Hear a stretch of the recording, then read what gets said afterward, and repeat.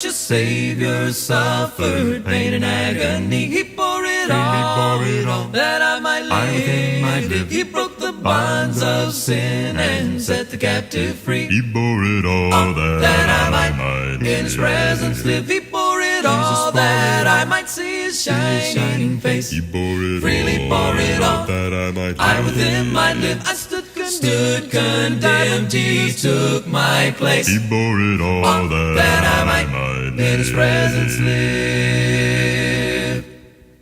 They placed a crown of thorns upon my Savior's head. He bore it all, that I might live. My cruel man with spear, His side was pierced and bled. He bore it all, that I might in His presence live. He bore it all, that I might see His shining face. He bore it freely all, bore it all, that I with Him might live. I stood condemned, He took my place. He bore it all, that I might in His presence live. Up Calvary's hill in shame, the blessed Savior trod. He bore it all, that I might live. Between two thieves they crucified the Son of God. He bore it all, that I might in His presence live. He bore it all, that I might see His shining face. He bore it freely bore it all, that I with Him might live. I stood condemned, He took my place. He bore it all, that I might in His presence live. He bore it all, that I might see His shining face. He bore it freely bore it all, that I with Him might live. I stood condemned, but Jesus took my place. He bore it all, that I might live. In His presence live. Some glad morning when this life is o'er, I'll fly away, got to fly away to a home on God's celestial shore. I'll fly away, got to fly away. Oh, I'll fly fly away, got to fly oh away. glory, I'll fly away, fly away, got to fly away. When I die, hallelujah, Oh, by and by, I'll fly away, got to fly away. Just a few more weary days and then, whoa, I'll fly away, got to fly away. to a land where joy shall not end. I'll fly away, fly away, got to fly away. yes, I'll fly away, fly away, got to fly away. glory, I'll fly away, fly away, got to fly away. I said when I die, hallelujah, Oh, hallelujah, by and by. I'll fly away, Got to fly away. oh, I'll fly away, oh glory, I'll fly away, got to fly away. Yes, and when I die, hallelujah, Oh, hallelujah, by and by. I'll fly away, Got to fly away.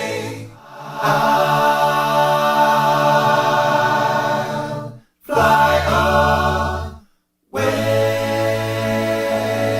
away. Would you be free from the burden of sin? There's power in the blood, power in the blood. Would you worry that a victory to win? There's wonderful power in the blood. There is power, power, wonder-working power in the blood of the Lamb. There is power, power, wonder-working power in the precious blood of the Lamb. Would you be free from your passion and your pride? Power in the blood, power in the blood. Come for a cleansing to Calvary's side. There's wonderful power in the blood. There is power, power, wonder-working power in the blood of the Lamb. There is power, there's power, wonder.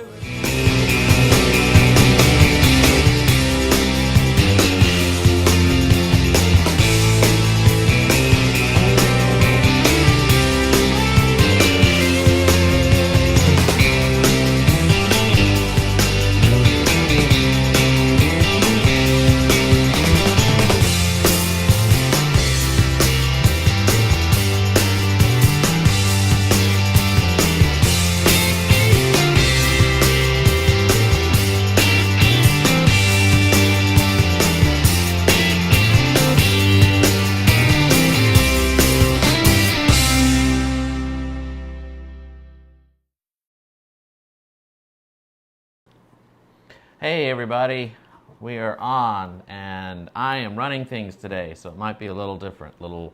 See me going back and forth because, Aspen's not feeling well. She caught a cold, and we haven't taken her temperature yet, but maybe she has a slight fever. Yeah, she's laying on the couch over there looking very sad and pathetic. Headache, stuffy nose, sore throat, drippy nose. Yeah, it's very sad, except she has a kitty on her stomach, which I'm sure is filling her full of warm, fluffy feelings and stuff. Yes. But we are here to suffer without her. Yes. With her, without her, and... Yeah. Yes. So I'm actually running it, and oh my, 37%. Well, hopefully this lasts, otherwise I'll have to go around and get a plug. Well, talk fast. Talk fast, so... All right, so hi, happy Sabbath, Salt. Thanks for joining us. And today...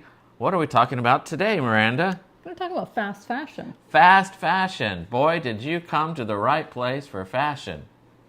Fashion? Oh, well, look at us. Look at us. Look at us. We are so fashion-oriented. Yeah, so fashion-forward. It is just not even funny how fashion we are. Yeah. Just take a look. Well, anyway, we match. We match. Look we at match. this. Oh, shoot. I don't have there we go. There you should talk while I'm getting this figured out. Yes. Oh, my. What happened this... Oh, I know what happened this last week. So, any number of years ago, I wrote a blog. Brett kept telling me, well, real writers write every day. And I said, well, I'm not a real writer, so I don't have to write every day. But finally, it was the beginning of the year, and I thought, you know what? I'm going to write a blog post every day this week, and I shall be every day this year, and then I'm a real writer, right? So I did. I wrote a devotional blog every day that year, and then about half of the next year, I wrote pretty much every day, and then after that, it was sporadically. But we keep paying for the website basically. WordPress. Yeah. Yes, WordPress, but. I haven't written anything in a long time, and I just kind of cringe and click pay, basically, because, I want to keep it, because it's got a bunch of posts on there, right? Yeah. Stories and everything, I've written ideas and whatever, so yeah. But last week, all of a sudden one day it pops up in my email, some guy had liked 2 posts in one day.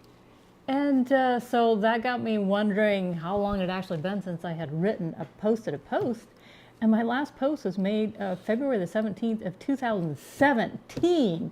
And this guy had liked the 2 posts directly before the very last one. So 6 years ago, now someone liked 2 of them in one day. I mean, I don't know that I got 2 likes in a month or 2 months or 3 months before. So anyways, it was an interesting day and fun. It was fun, yeah. It was fun. So anyways. I've entertained him, now it's your turn. That's my turn. So we are talking about fast fashion, and you might wonder, what is fast fashion? Well, we were going to have Aspen explain it all about fast fashion to you, but since she's down with the, Well, she actually last week had to write a research paper for her history class. Which she should have gotten 100% on. But she didn't, it wasn't her fault. She got a 29 out of 30 for we will be gracious and kind and loving. She wrote February 6th, 2023. Yeah. Instead of 6 February or something. Yeah, it was supposed to, the teacher was looking at it, and he's like, well, there's this right here. But I can't give this person 100%. No one gets 100%. Look, your date's wrong. -1. We will be kind and loving. Yes, he is... a child of God who deserves our compassion. No, he makes a good teacher in plenty of ways. Aspen says Anyway. he's interesting and things like that. So she wrote this paper about fast fashion, and it is... It is what? Fast fashion. I'm supposed to tell him about fast fashion? Oh, fast fashion is this. So basically... Brett's telling you about fast fashion. I'm the last person to talk about fashion, which you will soon see here.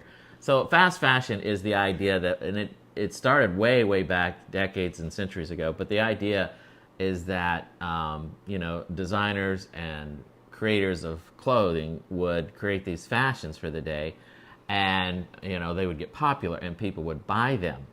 and everyone had to have the latest fashion, right? And coming out of France, or what are they wearing in Spain these days, and what, and so they would make these, and back then it was a much longer process because you had to draw your designs on vellum and sheepskin, and then you had to make them by hand, and so it took a while to make stuff, and so it wasn't so much fast fashion as it was slow fashion, but they would be popular for a while until the next big thing came out, and then the whole cycle would repeat, and then over the years that cycle would speed up as technology increased and manufacturing got advanced and stuff.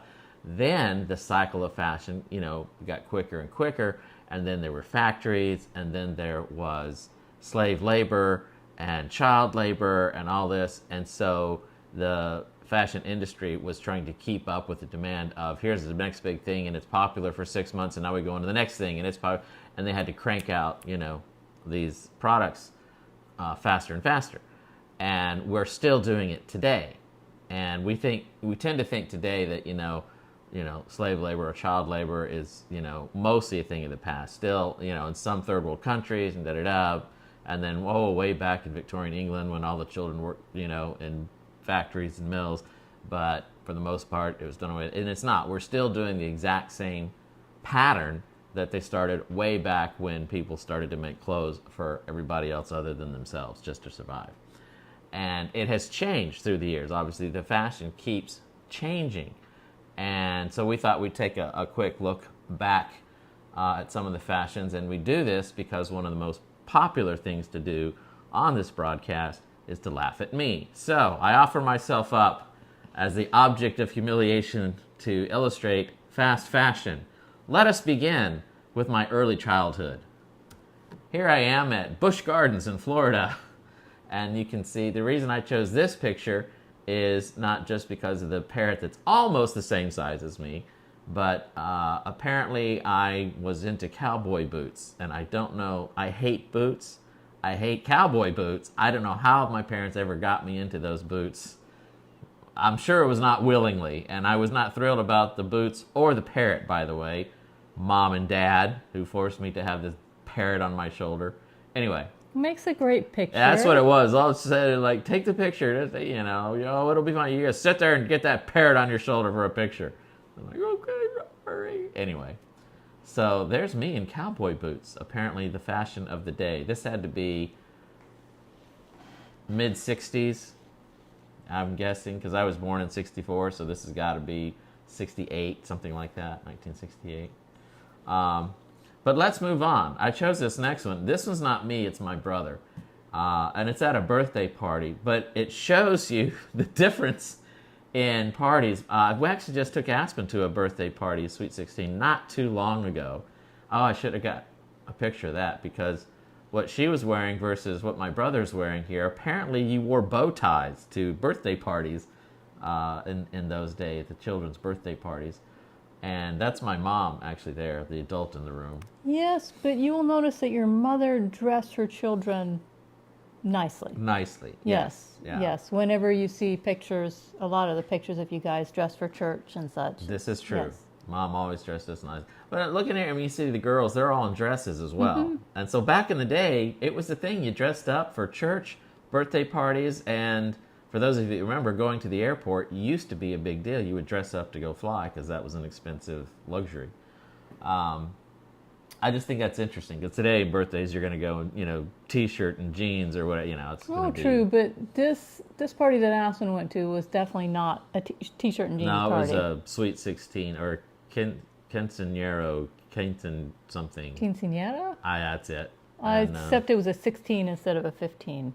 I thought that was 16. No, Quinceañera is 15 as far as I know. Please forgive me, dear public, if I'm wrong. Yeah. We're not up on our quinceañera protocol. I'm pretty sure quinceañera is 15, but this was a 16 party 16, for her. Sweet 16. Yeah, but she had a dress like that was just, poofy and floofy and... She had two dresses. Oh yeah, she had two dresses. She wore one for the party and one for the grand entrance and such, and then the other for, well, let me dress down a little and be comfortable. Yeah. Aspen gave us the thumbs up on the Sweet 16. That's what it was. Okay. Moving on. This was an Easter picture. We're going to church on Easter Sabbath, I guess.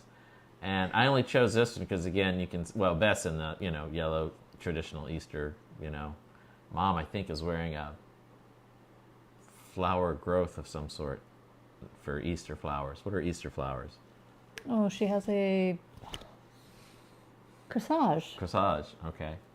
I chose it because it's like, look at those big, wide lapels and big, wide belts on my coat. I thought that was pretty funny, actually. I look like I'm, some secret agent spy from the 60s. Yeah. Which was all the rage then, but you wouldn't dare show up dressed like that now. No. Be laughed out of town. You would. So this next one, a little bit older. This was one of my favorite shirts back in the day. And apparently it was prophetic. I was doomed to come to Texas because there's the Lone Star on my shirt.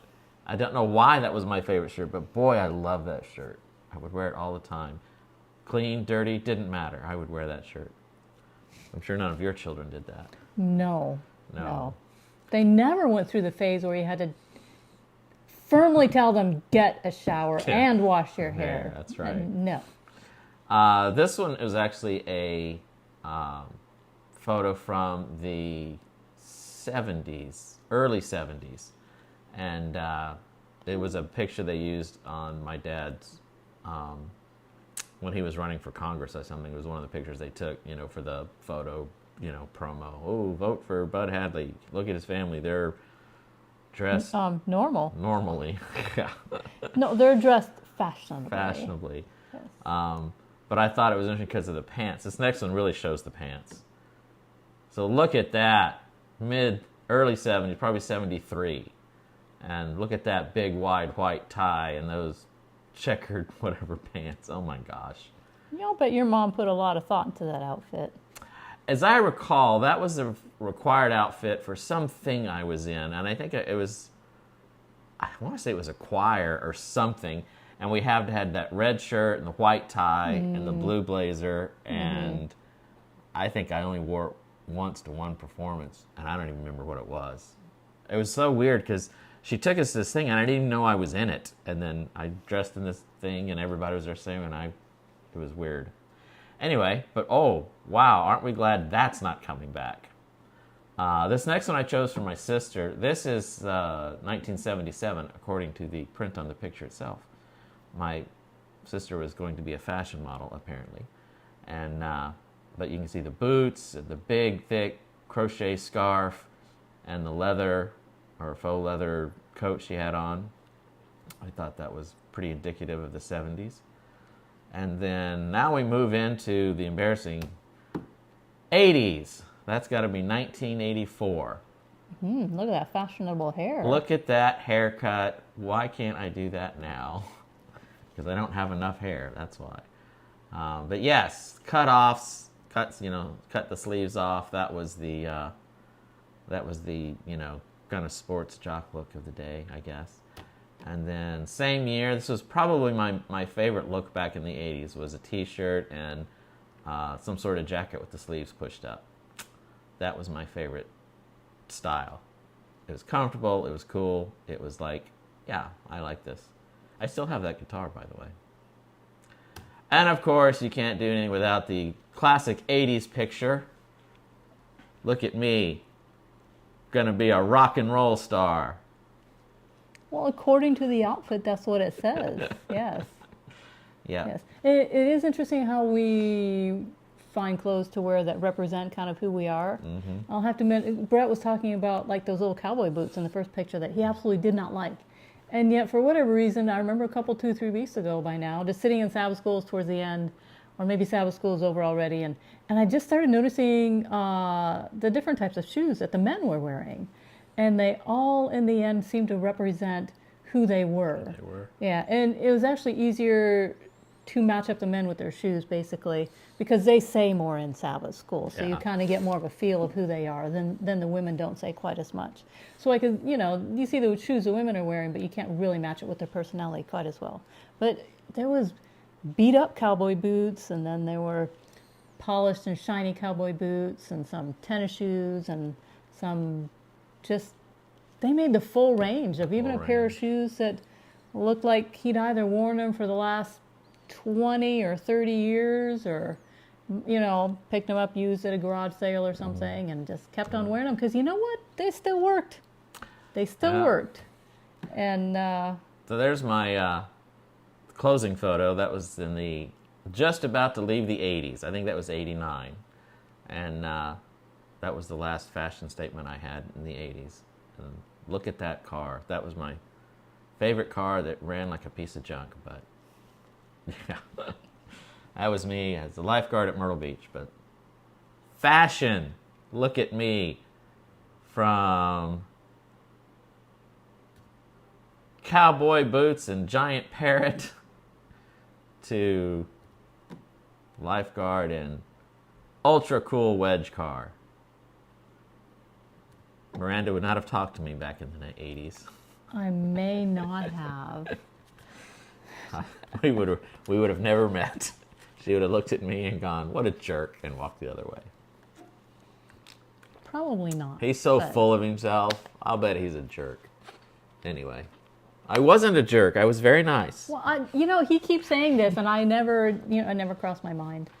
Anyway, but yes, fast fashion and having to have that next thing. Especially, I didn't really notice it much until the 80s, and there was stuff in the 80s I kept like, oh, I really want this jacket or that, We didn't have any money hardly, so I mean, I would get some stuff, but some kids, man, if Michael Jackson wore it, they had it. If Madonna wore it, they had it. It was whoever the next, big rock group or pop star, whatever they were wearing, that's the next thing you'd see on the market. I mean, tons of money had to have been spent, wasted mostly on 80s clothes and 80s haircuts.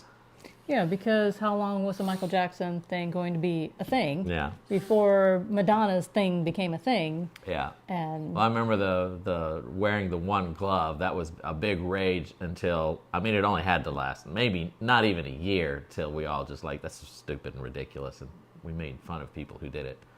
But yeah, it was like fleeting, in fact. But that was the idea of fast fashion. You had to get the next thing, and you'll see it in movies, and they'll say, oh, that's so 90s, or that's so 2000, because it's old, and I have to have the next thing. Yeah. Which why I went for the classic look: sneakers, jeans, and a t-shirt. Always in style. Yes, and I'd say 10 years ago, he still had some of those shorts, but I hate to say it, but I decided some of them should make someone else happy. Yeah. We got rid of some of those, didn't we? Yeah, well, those little short shorts, yeah. Yeah. So, It was, yeah. Anyway, so there you have it. Fast fashion, having to have that next big thing. yes. So it turns out fast fashion is all about having more to be more. Yeah. Right? A lot of that in there. And, we give our life's blood, basically, in a sense, working, and keeping up with the latest fashions that next month will be, something entirely different. Mm-hmm. And it doesn't have to be fashion. It can be other things that make us feel like we are more, that makes us feel like we're safe, makes us feel like we're better than someone else. And so anyways, I'm going to feel safe. You keep talking. I'm going to grab the power cord. I'll be right back. Oh, we're down to 19% already. Yeah. That went fast. Yeah. Okay, so it keeps us, that type of thing keeps us reliant on self for happiness and feeling safe and feeling good enough. So while self-reliance looks good on the outside, on the inside is pride telling us lies. The lie of I will make you great. Self-reliance says I will make you great. Like that lie, the mullet haircut is going to make you irresistible. It was a lie. Well, for 5 minutes back then it did. Yeah. Maybe. So it's coming back now. You Yeah, could do it I again guess. if you'd like. Do we really, or are we just pretending? Pretending it's coming back? Yeah. Maybe No, so. pretending that it makes you look good. Yeah. Oh, well, some people still think Some it people, does now. I guess. But I guess they're too young to know that it doesn't. Yeah. Or it could. For some people it does. It does, yeah. So, but I think we're getting a little too old for some of this stuff. Yeah, no, that's true. So, in Sabbath school this morning, I found it interesting. when the teacher said he was going to skip the day about Lot. Well, now I actually, We had talked about Lot. She had all this stuff on Lot. She Yeah. was like, I'm ready for Sabbath school. And then Well- he said, I'm going to skip Lot. well, no. The funny thing was, like, this week for a change, I changed my approach and I decided not to study the Sabbath school lesson. I would just show up, right? And so we get to Sabbath school and we're a little bit late, but we're there maybe about 10 minutes. And he's like, well, I'm going to skip this day about Lot. That's And it. I leaned over and I said to Brett, I will bring Lot back Yeah, up she here did. somewhere. She did. Because, when I had studied on Lot for the week, so therefore anything anybody else said was going to make connections to Lot. Yeah. So I think I'll manage one comment because, running short of time and everything, but I had a couple more that we could have made but chose not to. It was funny. Yeah, so it was kind of funny. Because that he said, I'm going to skip Lot. And Yeah. I just looked at her like, well, Yeah, he may have skipped Lot, but she wasn't you going know, to skip Lot. yeah. So anyways, the teacher wrapped up the lesson by saying the point that he found most interesting was that where our treasure is, that also is where our heart is, Yeah. right? He So when went through all these different examples of like, that's where the heart was. So that's where they're, where they were thinking and where they put their energy and effort. Right, and where- fast fashion is certainly that way. I mean, and it's so easy these days. I mean, like, you don't even have to buy a magazine or go shopping or anything like that. You just sit there on your phone and scroll through all the latest fashion ads. Yeah. Right, or go to the store itself. You don't have to go shopping to get your fast fashion, like outside the house. You can just sit there and order it on your phone if you want to. So, anyways, when he made that comment, I thought about how Lot had chosen to go towards Sodom because, okay, so of course when Abraham and Lot decided to separate because their flocks and herds and everything was too big, and their herders were fighting and it amongst was themselves. getting to be a big problem, not with the herders, but it was back to the families, and it was starting to be an issue. And so Abraham, being the elder, the oldest and the one in charge, he came to, and what he had every right to do, and probably should have done, but had every it was his job. He was the one that was in charge and the older. He could have told Lot, "I'm going this way, you go the other way," but instead, in a huge act of humility and grace and giving, they stood at the time and said, we need to separate. It's causing, friction in the family, and I don't want that. So you choose one way, and I'll go the other. He's going to give the choice to Lot, which was a huge, huge thing. And so Lot... Right, and so Lot chose to go towards Sodom because everything looked more lush and green over there and everything. And and he, first of all, of course, he just camps outside of Sodom. It sets up a tent and everything. But eventually, it must have seemed like such a better idea to move into the city. And eventually, he has stuff. He has a house and he has a family. And he was also a judge in the gates, right? Yeah, he was an elder at the gates and a judge at the end. Right, So so he had to... he looks, and it's like Las Vegas. It's like, well, I'm not going to live in Vegas. I'm just going to live on the outside of Vegas, and, that'll be good enough. And then it's like, well, the city is so nice and cool. It's so then you move into Vegas, and then you become the city council of Vegas, and this is what happened. Yeah, and certainly, it seemed like a good thing to have political connections and to have business associates that you're, right there and able to trade and do business with and such like that, and increase your status and your wealth and all that such. So yet, in the end, God sends a fire and all of his treasures went up in smoke, right? All of that stuff that was so important, just gone in a moment. And he ends up living in a cave. But, I thought, what an opportunity that God has given him to replace his earthly treasure with the treasure that God had always wanted him to seek, which would have been reliance on God for things like joy and peace and safety, rather than, I suppose it may have also seemed more safe to live in the city than outside of the city. Yeah. So it all seemed like a good idea. And, probably very integrated, not just, Lot was sitting at the gate. I mean, Sodom would have been a huge city of commerce and trade and status, and his being, an elder at the gate and everything. His wife would have had status, his kids would have had status. I mean, they would have been very integrated into, the society and, the social circles of the day. They would have been very ingrained in all that. Right. And certainly we can understand that. We want the best for our kids and such like that. So Lot, of course, chose to go towards the direction that seemed most beneficial to him, and he was living out self-reliance. And when he stored up his treasures, he was living out self-reliance and living out taking care of himself.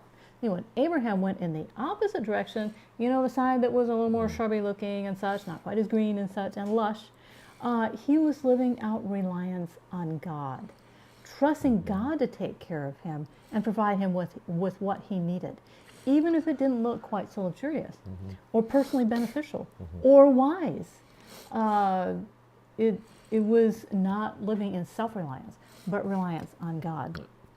So... Yeah, because that would have been, Abraham would have been like, again, the generous, whatever Lot goes. And he knows, that's where he's headed. Abraham probably also knows it's not great to be close to that city anyway.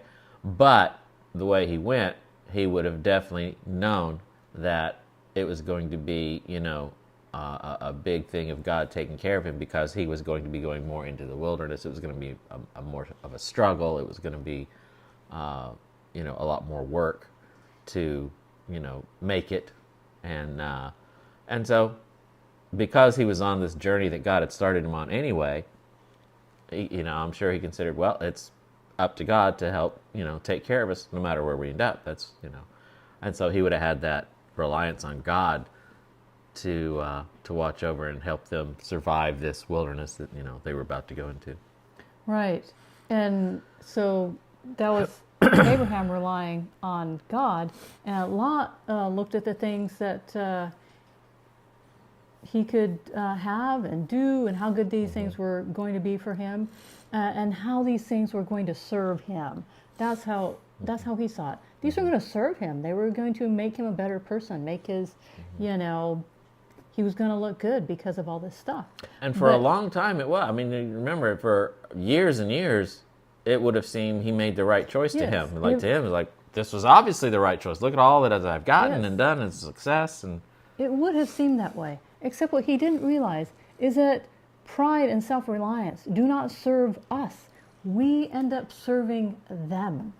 And that clearly didn't work out so well. So those who think they are using pride to become better people are in fact being kept a prisoner by pride, because when we serve pride, we speak out and live pride rather than the humility of God. And he probably wouldn't have seen that until the very end, when it was so hard to leave, because then all of a sudden it's like giving up all this stuff, and all of a sudden it starts to become clear, I've been, serving pride as in, my position and my stuff, my money, my possessions, my that would have been, and well, as it proved to be for his wife, it was impossible to let go of, because now, without realizing it, they began serving those things. They were serving the, position, status, and possessions. Right. And so while pride tells us, I will make you great, it is the greatest of men. The greatest of men are those who are entirely humble and rely on God. So here's some examples. I was about to say something. Oh no, I'm sorry. I was about to say ruined something. it. Brett had some brilliance, and I.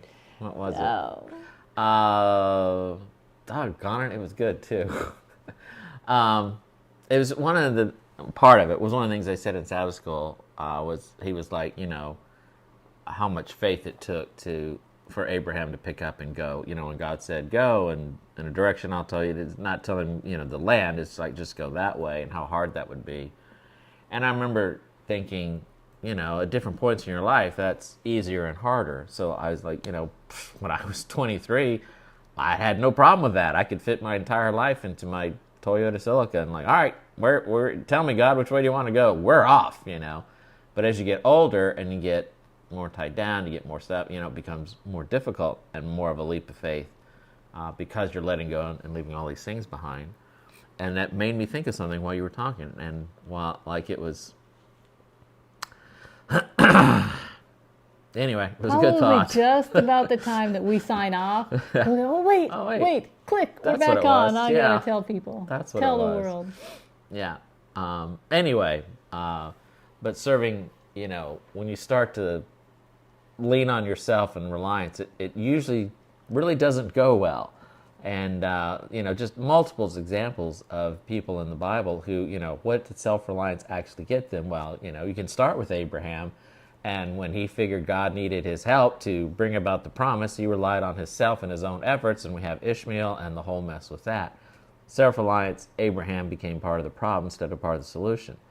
We got thing about Saul. Saul is a great example of self-reliance where, he was relying on his stature, his good looks, his power as king. And he took on a role as priest when Samuel didn't show up for the battle. So they always had to sacrifice for the battle. And you're supposed to wait for Samuel, wait for them to sacrifice before you go into battle. And Samuel was late.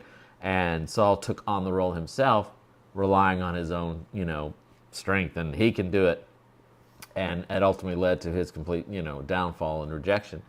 And you get the disciples in the boat, during the storm. And here they are rowing and rowing and rowing and rowing.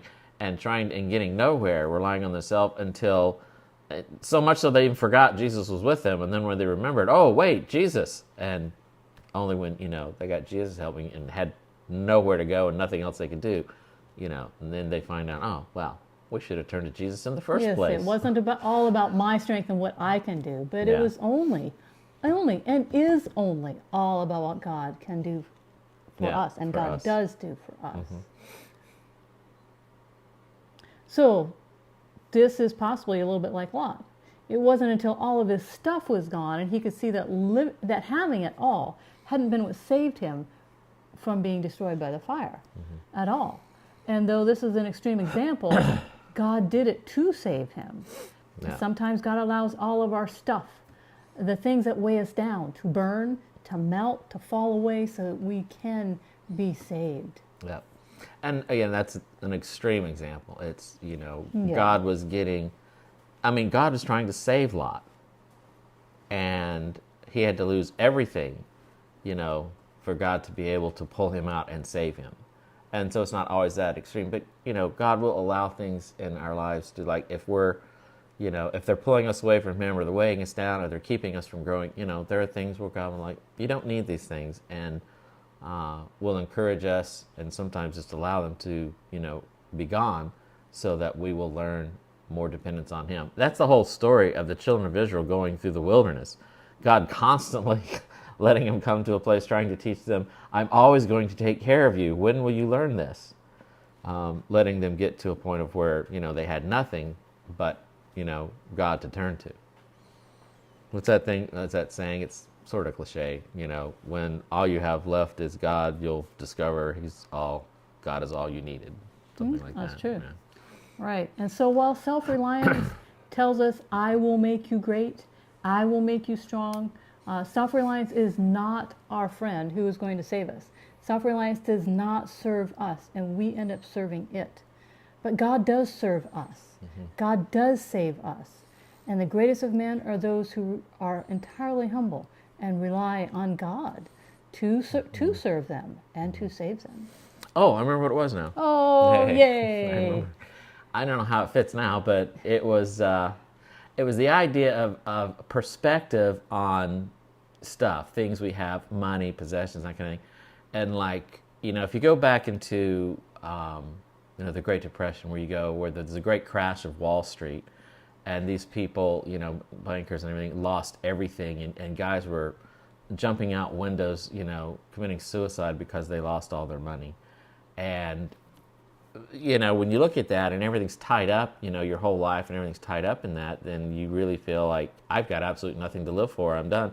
And, life is over, and they jump out windows and kill themselves. Whereas, I think they said this in Sabbath school last week, where a while back when there was the big bottom out in the market, and Sam Walton, the guy that owns he's dead now, but who started on Walmart, he lost like, I don't know, $2 billion in a day or something. And then I was like, oh, how do you feel about losing $2 billion in a day? And it's like, that's just paper, And it is the perspective. If you look at money and cars and things as just things, and they come and they go, you have a good perspective on these are just, it's just stuff, And when you lose some of it, you don't get all wrapped up in, oh, I've lost part of my soul. It's just stuff, and it's God's promise to make sure I have what I need. I lose my job, I lose my this or that. Well, okay, then on to the next thing, whatever God has next, because he has the promises that I know your life and I will take care of you. I've laid your life out before you, and it's my job to take you to the next thing. Right. And basically, it wasn't about the money, because both Lot and Abraham had plenty of wealth. And yet, Abraham had the true relationship with God and reliance on God, while Lot put his trust in having more of the money. Yeah. So there you go. And at risk of making this too long, I was reading an article the other day, and it was Harvard did this 85-year study on what makes people happy, what gives you happiness and joy. 85 years. Harvard, who is supposed to know what they're doing because they're Harvard, did this study on, happiness and joy for life. So you would think, well, what did they find? And I could have told you. I don't need Harvard to tell me anything. I'm super smart and humble. I don't have self-reliance at all. No issues there. But what they found is what you would expect to find. The number one factor determining a person's happiness is relationships. It wasn't money, it wasn't stuff, it wasn't security, it was really over 85 years that it's relationships. People who had solid relationships, whether they had money and living on Wall Street or homeless living on the street, the thing that made them the most happy and had the most joy in life were connections with other people and relationships. And that's what I was like, the perspective of, this is my stuff, but the most important thing are people, not things, my relationships, my connections. That's what's really important and what really makes us, happy and joy. And one of those relationships is our relationship and connection with God. And that's what I have to say about that. Yes, very good. It's not in our notes. I just threw that out there. No, it's not in our notes. At all. What are you saying? We're done. Oh, are we? Okay, we're done. We're done, Brett. So We're done. there we are. We are done. So we're going to go take care of Aspen, who's looking like she's still fighting a stuffy nose and things. Maybe we'll make her some chicken soup. Want some chicken soup? Nope, we got the wave off of the chicken soup, so no chicken soup. Okay. Maybe she'll eat pizza. Oh, there you go. You want pizza? You want chicken soup pizza? All right, well, thanks for joining us. Hope you had a great Sabbath. And what are we doing next week, Miranda? Oh, I don't know. Last week I thought I had it all. Weeks of Abraham, and maybe I will. I don't know. Who knows? Yeah. Who knows? We may be talking about Abraham. We may be talking about Moses. We may be sitting here eating chicken soup. So join us next Sabbath and find out the next great chapter in S.A.L.T. Absolutely. All right. Have a great rest of the week, and we'll see you next time.